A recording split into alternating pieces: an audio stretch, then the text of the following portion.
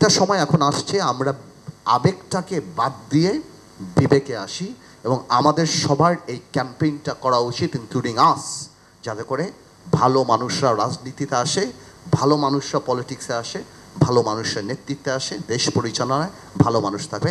Because ভালো বাবুর্চি থাকলেই ভালো খাওয়া পাবেন, ভালো ইঞ্জিনিয়ার থাকলেই ভালো বাড়ি পাবেন, ভালো ডাক্তার থাকলেই আল্লাহ ছেলে মানুষ সুস্থ হবে। আমাদের দেশে একজন ভালো মানুষ লাগবে, সব ঠিক হয়ে যাবে। আমরা পলিটিক্স করি, আমরা জানি আপনারা যে যত সেমিনার করেন কোনো লাভ হবে না যদি রাজনীতিবিদ ভালো না হয়। আপনাদের এই যত রিপোর্ট, এই যত আক্ষেপ, এই যত কিছু সব এখানেই থাকবে। স্যান্ডউইচ খাবো, কফি খাবো, কিচ্ছু হবে না।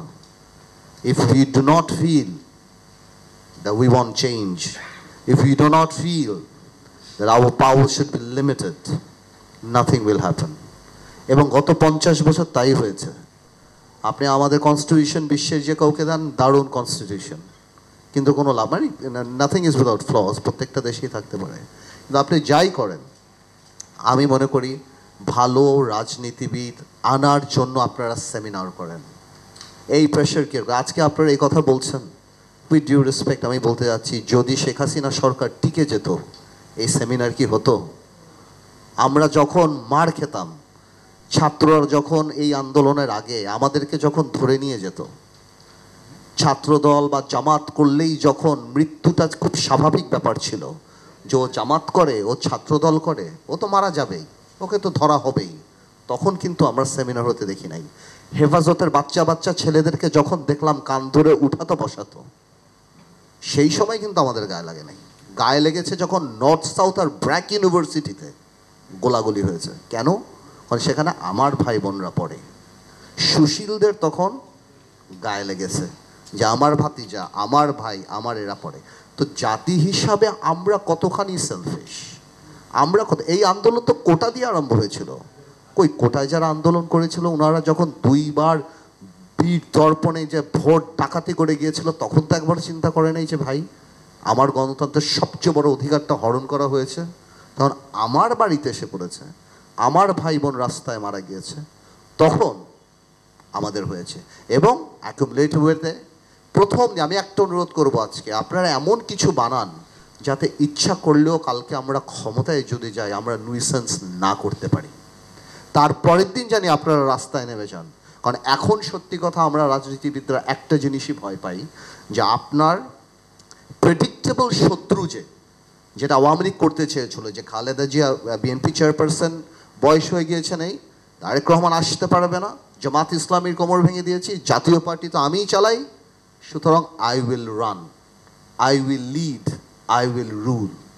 কোনো দৃশ্যমান শত্রু আমার অপোনেন্ট বাংলাদেশে নেই।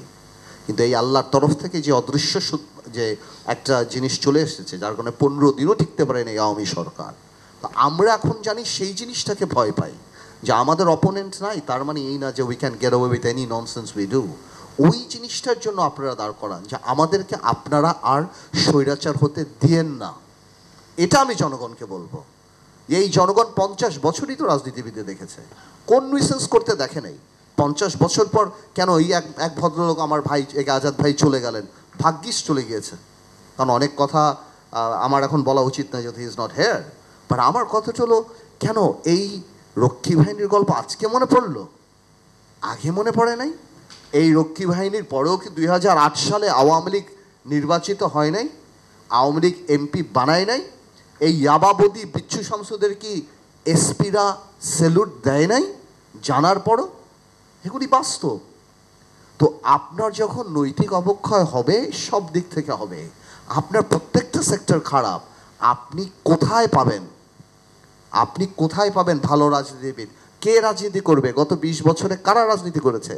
আমার ভাই ফুয়াদ স্কটিশ পার্লামেন্টের কথা বললো, ভাই ইউকে পার্লামেন্টের কথা বললো, লন্ডনে পলিটিক্স করে, Oxford, Cambridge, UCL, Harvard, MIT, এসব জায়গা থেকে, আমেরিকা, লন্ডনে পলিটিক্স করে। বাংলাদেশে করে কোথা থেকে? কারা আসি? কোথা থেকে আসি আমরা?